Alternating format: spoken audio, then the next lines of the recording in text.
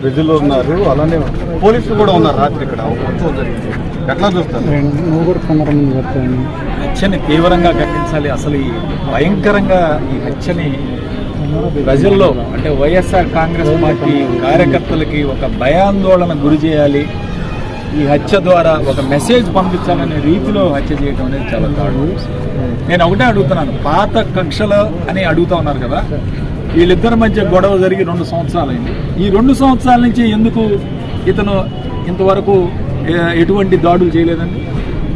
ఇలా ఇతను తెలుగుదేశం పార్టీ వచ్చిన తర్వాత ఇతనికి అధికార అహంకారంతో చేశాడు. తెలుగుదేశం పార్టీ బలం చూసుకొని చేశాడు.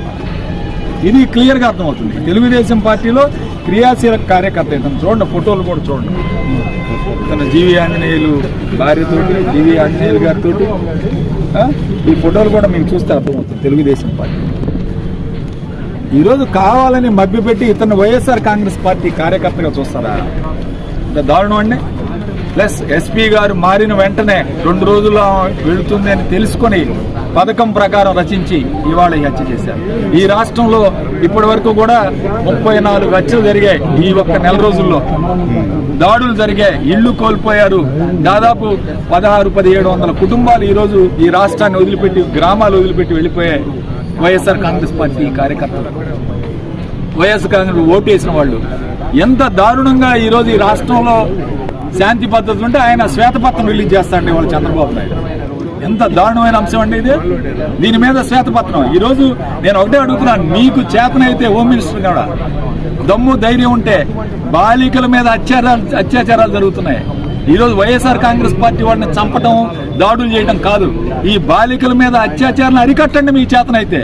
మీ దృష్టి అంతా కూడా వైఎస్ఆర్ కాంగ్రెస్ పార్టీ కార్యకర్తను ఎలా చంపాలి, ఎలా దాడులు చేయాలి, వీళ్ళని ఏ విధంగా ఊర్ల నుంచి పంపించాలి అంటే ఇంకా వైఎస్ఆర్ కాంగ్రెస్ పార్టీ అదే అయ్యన్న పాత్ర చెప్పాడు కదా, మన జగన్ ఓడిపోయాడు కానీ సావలేదు.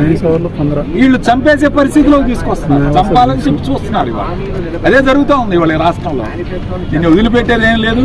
ఎవరైతే ఒకటే చెప్పాడు జగన్మోహన్ రెడ్డి గారు కూడా మన నెల్లూరులో, మీరు బీజం వేస్తున్నారు కొత్త సాంప్రదాయానికి.